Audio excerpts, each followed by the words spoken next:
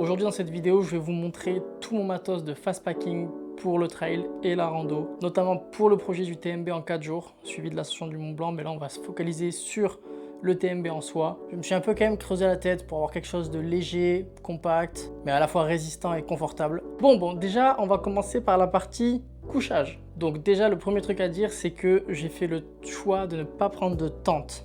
Pour vous donner un peu le contexte, je pars du coup faire le TMB en 4 jours avec un pote à moi, Léopold, et on a décidé de ne pas prendre de tente. Pourquoi? C'est lourd, c'est du confort pour moi qui est trop du confort. Il y a vraiment des alternatives et donc on a décidé de partir plutôt sur un tarp, en fait tente tarp. Donc l'idée c'est d'avoir en fait les arceaux de la tente, du tarp en réalité, avec les bâtons.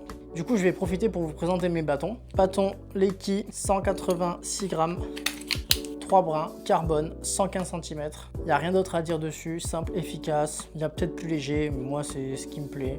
J'utilise pour le trail, j'utilise aussi pour les randonnées alpines un peu, on va dire printemps. Donc quand il y a des névés, il n'y a pas de problème. Pour l'hiver, j'ai autre chose, mais 80% du temps je pars avec ça. Et donc ces bâtons-là, eh ben, on les déplie. Et ça va faire office d'arceau de tarp. Et je vais du coup vous présenter mon tarp. Je ne vais pas le déballer entièrement, je vais juste vous donner les caractéristiques et le poids. Et vous allez voir que c'est vraiment intéressant comparé à une tente. Tarp, Sea to Summit, 2 places à vérifier, mais normalement on rentre à 2. Vous voyez la taille déjà? Ça c'est la tente, hein. 260 grammes. On passe à autre chose? Non, plus sérieusement, là où ils sont un peu menteurs, quand même, c'est que 260 grammes, c'est uniquement la bâche. Là, au total, vous avez 360 grammes, en fait, avec système d'attache et la corde. Il y a plein de façons différentes de mettre un tarp. C'est pas l'objet de la vidéo, je vais pas tous les faire, mais c'est quelque chose qui, du coup, est très polyvalent. Donc, c'est une monoparoi. Ce qui est intelligent aussi, c'est que la poche de rangement, elle sert, en fait, à quelque chose. Ce qu'ils ont fait, ce qui est très malin, c'est que cette poche, qui en fait englobe le tarp, sert à mettre le bâton à l'intérieur et à accrocher avec ces deux petits ergots sur le tarp à différents points d'accroche pour mettre le bâton. Et en fait ça c'est le renfort qui permet de pas péter le tarp. Je sais pas si c'est très clair, je vous montrerai sûrement une photo ou une vidéo pour que vous compreniez, mais tout ça pour dire que c'est très malin parce que ça a deux utilisations. Donc voilà, 260 grammes, en réalité 360 sans les sardines. Vous comptez jusqu'à 410 grammes avec les sardines, ce qui reste vraiment très léger, il n'y a rien à dire. Donc ça c'est le tarp. Ensuite on va passer au matelas. Bon, le matelas, je me suis pas embêté, j'ai pris le plus léger que j'ai trouvé. Voilà, point. Donc voici le matelas Nemo Elite. J'ai plus la référence, je vous mettrai ici. 250 grammes. Air Value 2.4, 2 saisons sans problème, peut-être 3 saisons. Un matelas idéal pour l'été. C'est minuscule. J'ai enlevé la poche qui va avec. Voilà, ça je l'ai enlevé parce que ça sert à rien. Vous allez me dire, oui d'accord, mais pourquoi tu l'enlèves? Bah, parce que c'est du poids. Donc je l'enlève. Ça peut faire 10 grammes, je m'en fous, ça ne sert à rien. Je l'enlève, c'est toujours ça de gagner.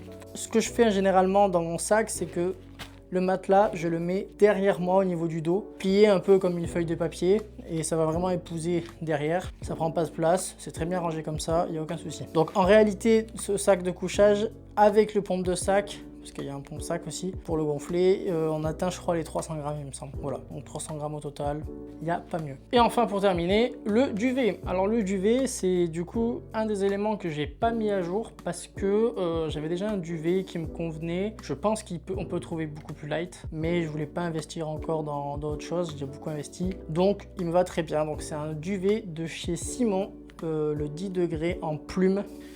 Il est juste là, bon là il est dans son sac de repos, mais compressé, enfin il est très compressable, hein, ça il n'y a aucun souci. Il me semble de mémoire qu'il fait un peu moins de 700 grammes, voilà 10 degrés confort, ça suffit largement pour un TMB. On va dormir entre 1000 et 2000 d'altitude je pense par là, donc il n'y a pas de souci. Moi je suis pas frileux, 10 degrés ça suffira. Maintenant je vais parler de l'item sécurité, hygiène. Voilà, il n'y a pas besoin de plus. Couverture de survie, dépansement, il faut que j'en rajoute, j'en ai pas assez. Là on a tout ce qui est médicaments, compresses, des mouchoirs. Bon ça c'est pas vraiment dans... Bah si, c'est dans hygiène au final. Mais voilà, vous avez compris. Et c'est quasi tout. Là ce qui me manque, c'est un tire-tic, des pansements pour les ampoules, et je crois que c'est tout.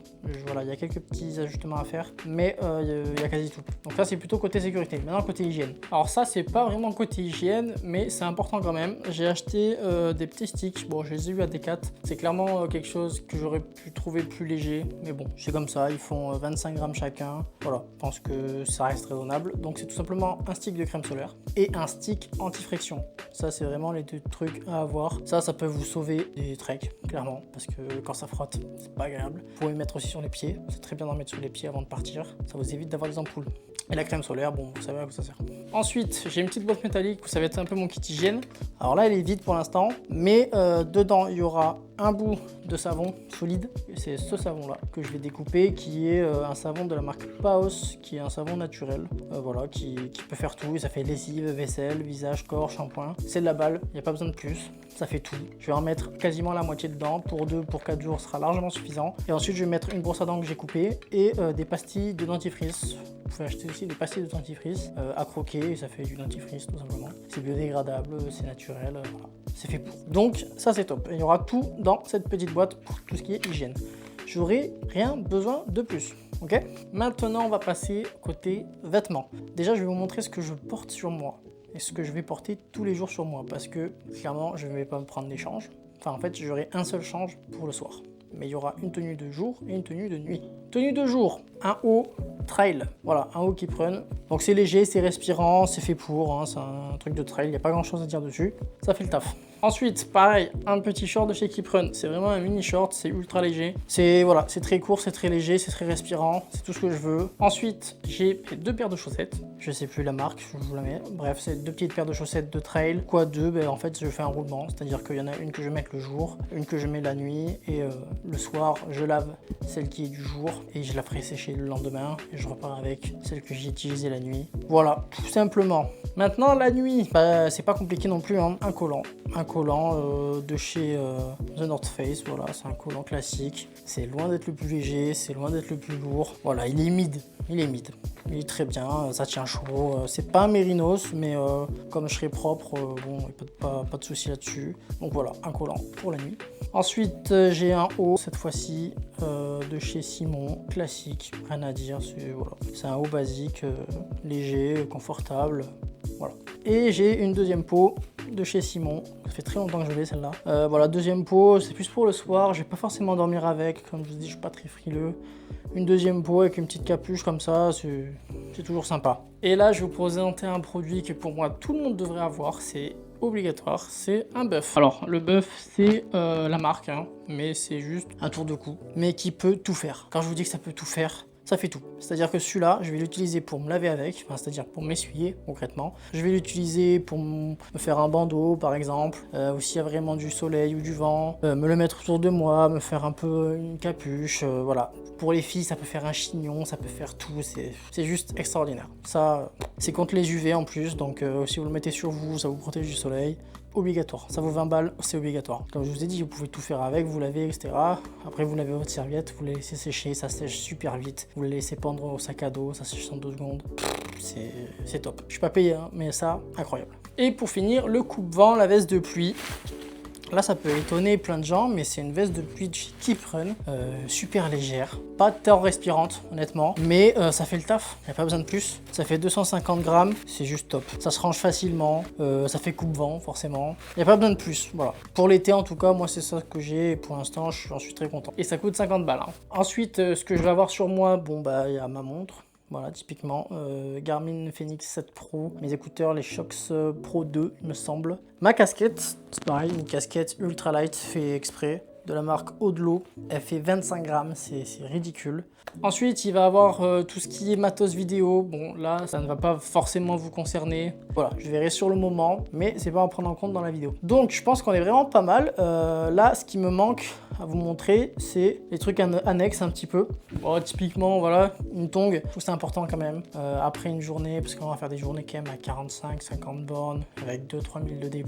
Donc, c'est important de laisser respirer les pieds, de marcher normalement. Donc, un peu de confort, ça fait pas de mal. J'ai pris évidemment les plus légers que j'ai trouvé, les basiques, Decathlon, 2 €, carré. Pas besoin de plus, pas besoin de moins. Mais c'est un truc tout con, mais d'habitude avant je partais avec ça, hein, qui est mes tatanes on va dire de tous les jours. Ben ça c'est 2 fois plus lourd en fait. Donc en fait si vous prenez tout 2 fois plus lourd, à un moment donné ça va vraiment être plus lourd quoi. Donc ça, validé. Pour continuer dans les trucs un peu annexes, bah, y a la frontale. La frontale, on va pas l'utiliser tant que ça, mais c'est important d'avoir une frontale. C'est la frontale Ultra Light de chez Petzl. Je sais plus le nom, je vous le mettrai aussi. Elle fait 43 grammes, 360 lumens. Ça suffit pour un TMB. Voilà, rien à dire de plus. C'est une valeur sûre. Ça se recharge bien, c'est costaud, c'est Petzl. Voilà, c'est top. Rien à dire dessus. Donc, on va faire un petit récapitulatif de chaque item et de chaque poids. Mais avant tout ça, il faut que je vous parle du contenant. Et là, j'ai attendu jusqu'à la fin parce que j'ai trouvé une pépite en termes de sac fast packing. Je suis très content. Je pense qu'il y a des vrais concurrents à ce sac, mais il est vraiment intéressant aussi sur plein de points. Je vais vous le présenter. Je vous présente le Rab Veil XP30. Ça, c'est de la balle. Ça, je ne comprends pas pourquoi les gens ne s'arrachent pas ce truc. Je pense qu'il n'est pas assez connu, il n'est pas assez mis en avant, puis c'est nouveau. Mais ça les gars, c'est une dinguerie. Donc c'est un sac qui n'a pas d'armature, qui est enfilé comme ça, avec des matériaux très légers. C'est un sac trail de base. En fait, ils sont partis d'un modèle trail et ils sont allés vers de la rando. C'est vraiment un sac hybride que je trouve super intéressant sur plein de points. Il a aussi des points négatifs, je vais en parler, hein, parce que je suis pas là pour faire les éloges de ce truc, mais il a beaucoup de points positifs. Donc, déjà, c'est un sac 100% étanche. Ce que vous mettez à l'intérieur ici, là, c'est étanche, point. Donc ça c'est incroyable, vous prenez un orage, il n'y a aucun souci. C'est un sac qui a des rangements un peu partout, il a une énorme poche devant là. Là dites-vous, j'ai réussi à faire rentrer mon casque d'Alpi. Je vais l'utiliser pour faire de la rando Alpi, donc marche d'approche, trail, et après on passe en Alpi, c'est top. Sur le côté, vous avez 2 emplacements qui sont faits pour les bâtons. Les bâtons qui se plient en 3, c'est fait pour, vous les mettez ici. Voilà, vous les mettez de chaque côté. Bon, j'ai mis qu'un bâton, mais vous avez compris. Vous avez ensuite des réglages un peu partout. Vous avez rappel de charge. Vous avez, voilà, ici, vous avez des grandes poches aussi enfilées qui vont vraiment loin. Ça, la poche enfilée ici, je m'en sers pour mettre mon kawaii, mon coupe-vent. Ça rentre nickel et il n'y a pas de problème là-dessus, quoi. Vous avez exactement la même poche de l'autre côté. Ici, vous avez aussi une poche enfilée tendue intermédiaire avec un petit zip. Là, c'est là où je mets tout mon matos vidéo et mon téléphone en général. Le gros point fort aussi de ce sac, c'est comme je vous ai dit, c'est un sac trail. Donc en fait, il a les bretelles. C'est vraiment fait comme du trail, c'est-à-dire que vous allez mettre ça là, vous clippez, ça tient hyper bien. Et ici, vous pouvez mettre des flasques. Moi, j'ai des flasques chez Salomon, elles rentrent nickel, il n'y a aucun problème. Vous avez un petit système aussi pour les bloquer ici avec ce petit élastique. Ça, c'est top, il n'y a vraiment aucun souci là-dessus. Donc 2 flasques de 500 ml qui rentrent.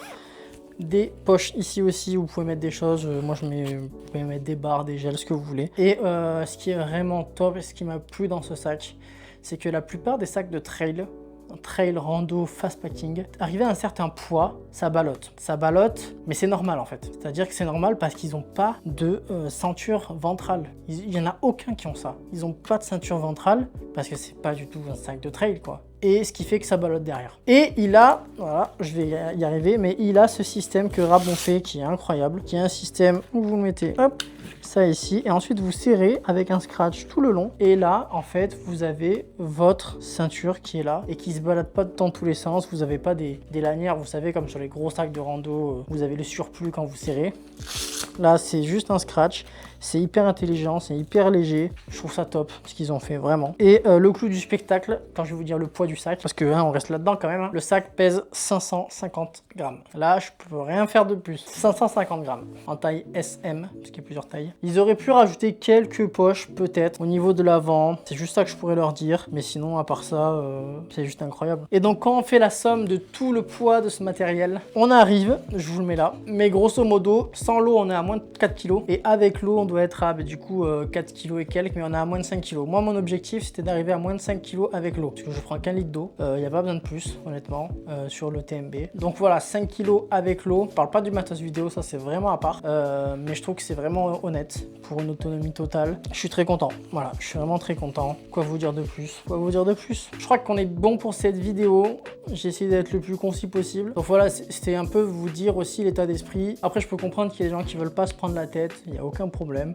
Ça dépend la DA un peu de la rando, hein, si vous voulez partir avec des gens en mode full camping, bien lourd, bien chargé, vous allez être lent, vous allez discuter, profiter, il n'y a aucun souci, vous pouvez vous régaler, c'est très très bien. Voilà, moi je vous fais un peu cette vidéo pour les personnes qui veulent faire de l'itinérance de manière assez rapide, assez sportive et d'être assez optimisé. Alors je suis loin de pousser l'expérience au maximum, il y a des mecs un peu plus fous encore qui font des trucs de ouf en termes d'optimisation, mais je trouve que là on est sur quelque chose de sérieux, raisonnable. Moi c'est pas tant le fait de porter qui m'embête, mais c'est vrai qu'à un moment donné on arrive à un stade où on a tellement de poids sur le dos qu'on ne peut pas courir, c'est plutôt ça. Et là on parle quand même de fast packing et on va dans l'univers quand même du trail. Pour moi on court en montagne quand même pas mal, sur le plat et en descente en tout cas, mais voilà, on arrive maintenant à faire des choses qui sont vraiment pas mal, qui sont plutôt costauds. Alors ça je vais revenir dessus aussi, mais évidemment que tout le matériel là sera beaucoup plus fragile que quelque chose qui fait le double en poids, c'est évident.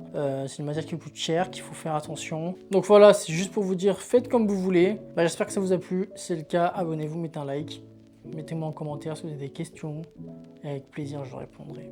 Prenez soin de vous les gars.